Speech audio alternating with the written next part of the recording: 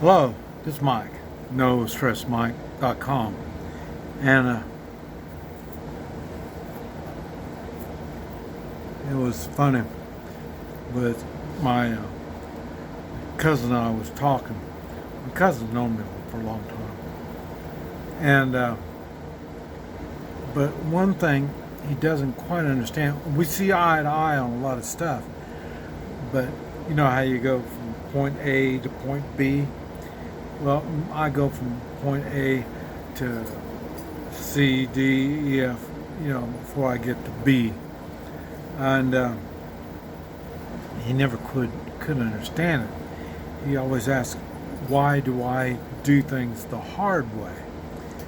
Why don't I just do it the easy way? And so we got to the point where I told him, well, I'm in Topeka, Kansas. I was born and raised in Topeka, Kansas. When I was 17, my dad sent me down south. That's why I'm Oklahoma. I consider myself an Oklahoma guy. The thing is, they had racial problems. I mean, racial problems. You hear this what's going on now? Okay, for one thing, there's no racial problems now. You got a bunch of whining people. Now, I don't care if they're queers or retards or they're people of color, women, men. They whine. That's all they do. They whine. They don't have an idea of what it's like. And the reason is, if you remember, there was Brown versus Topeka Board of Education. I was in the Topeka white school system, and if I would have graduated, I would have been the first non-white to go completely through the system. And like I say, my dad got me out of here in my senior year because I was getting in trouble. And police, they said I was a criminal, and they kept, and you know how young people, they give young people a hard time. They gave me a hard time. And but the thing was, I went to the Marines. That wasn't good. Chinese don't like war. They're not good on that kind of stuff, and they don't like fighting and stuff like that. The martial arts stuff, that's just a make-believe kind of thing. There really aren't very many people in martial arts, and martial arts, I don't know if it really works or not. It's a sport, and when it's a sport, then that's how they figure it. But in true life, I don't know if it really works or not. And the thing is, went to the Marines, and this was in '67, July '67, I believe. And we went through 2 months of basic training. Basic training is very difficult. The reason it's very difficult because they treat everyone like crap. They at that time, now I know it's probably different by now, but at that time they called you every nasty name, cussing you. I mean, they were brutal. And so they tear you down to nothing. I mean, they tell you when to pee, when to eat, when to sleep, when to get up. And, it's terrible. And so any 18-year-old that doesn't have any discipline, you're going to get it. Because they start from scratch by knocking you down to crap and then building you back up again. And the funny thing is, all Marines can handle a weapon. You go through boot camp. After boot camp, we went into infantry training. At that time, every Marine went into infantry training. And I forgot, a month or something like that, whatever it is. And they teach you infantry stuff. And they teach you how to kill, is what they do. And I forget, this is in war. This is during Vietnam. And the funny thing is, when you're in boot camp, everybody's in there. All different colors, fat, skinny, nationalities, everything. Everything's all together. And they treat everybody like crap. And they get in your face. They're really ugly. It's a lot worse than what you see in the movies. But when you get out of that, you graduated from boot camp. Now, they don't treat you like shit. Laugh. Okay. The thing is, you're not really, but now you have to take care of yourself. And what I mean by that, Marines were known to make leaders. And one of the things that is funny, you think, you have the sergeant and he tells you what to do, and then you got the lieutenant or the captain, they're the boss man, and goes on up like that. Well, it's even basic-er than that. The thing was, after boot camp, then they send everybody in infantry training. The Marines were the last segregated military branch of the military in the United States. And so they have black Marines and they have white Marines. They don't have Chinese Marines. And so then they have me. I thought, well, what are they going to do with the Chinaman? And they say, well, he's not white, so they put me in with the blacks. Okay, I went to all white school system. I've never been around blacks. And so that was an experience. They put me in with blacks. And there must have been, 60, 80, a bunch of them. And I don't know anything about their culture. Remember, I talk about I don't like mixed marriages, and then everybody, try to give me shit on it. Well, the reason is the culture. You don't know what the culture is, and it's two different cultures. Now, when you're kids, what culture is your kids going to be brought up? They're going to be brought up half-assed both, and in which they're going to lose their culture. They're going to lose their culture. They don't have a culture. That's what's going to end up happening. That's why I'm against mixed marriages when they're going to breed. Okay, so I'm with the blacks. I don't know anything about what they do. And the Chinese, very seldom you get spankings. Very seldom. And because we're non-violent. And so then now I'm with these blacks, and non-violent, that's not in their culture.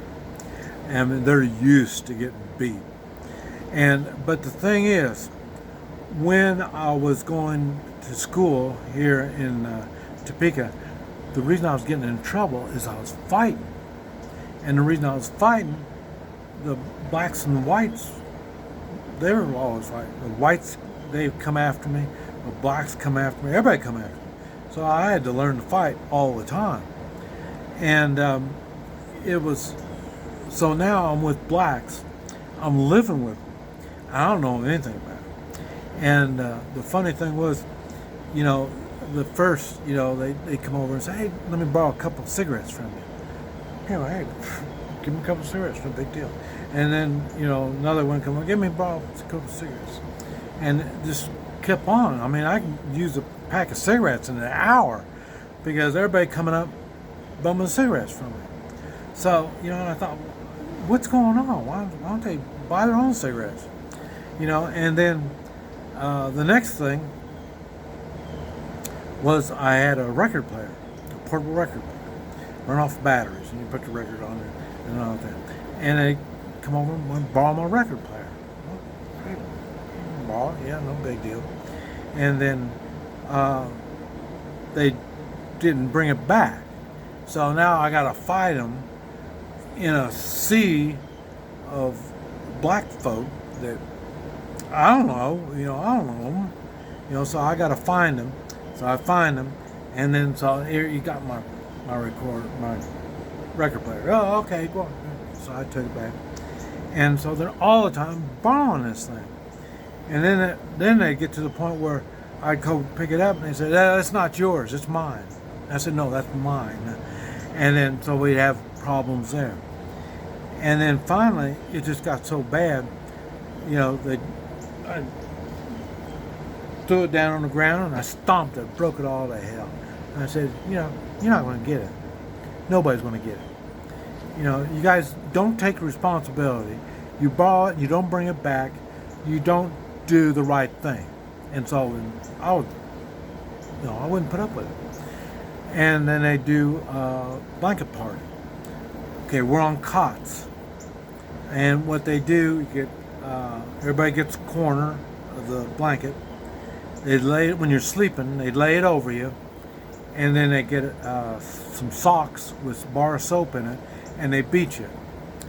And then they beat the living hell out of you. It hurts. And then the next day, hey, you need a couple cigarettes.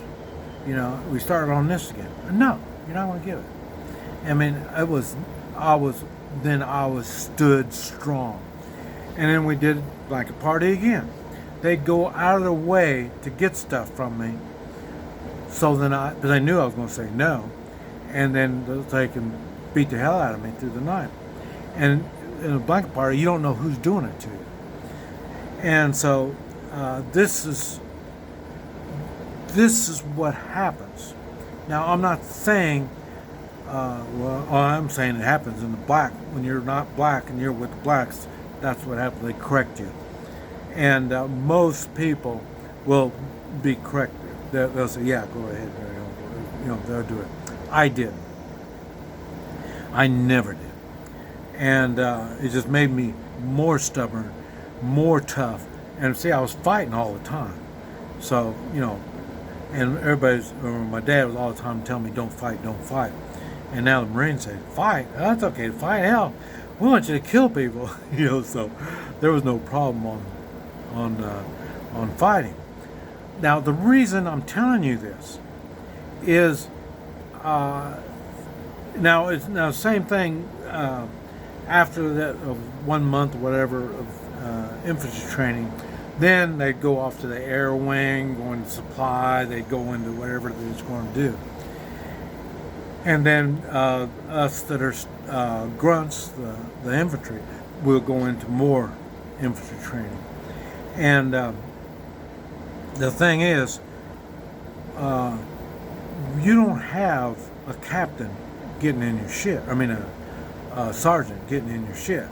What they do is your group, you're not running fast enough. Who's the late? Okay, he's making you. He's late. So all of you have to do jumping jacks and push-ups and sit-ups and stuff like that because he's slow. Well, so nobody wants to be the last guy. But when you are the last guy, once, maybe twice, and then they have a blanket party on you. And then, so you gotta get up there, get up to speed with everybody else. Okay, we're making grades, we're written tests. If you're in the last one, then you're same thing. You're punished. They do it with the blanket party. Sergeants don't have to tell you this. When the sergeants tell you an order, you do the order. And the reason you do, you know what's going to happen. If you don't, the others are going to beat you. So that's why it's like that. And now I'm just telling you the Marines. That's all I know is the Marines. And so that's why when we lose our leaders in combat, we just continue fighting. We make our own rules and start doing whatever we got to do. And that's where they get leaders out of Marines. And I should say, I told them when I was doing the 3-man militia, I said, bad things happen. I guarantee you're going to do what has to be done.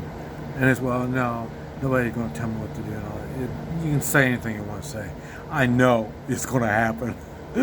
So, but the thing is, when I see militias trying to start up, they want to act like military, and they want to play army. So so a lot of people join the militias so they can play army.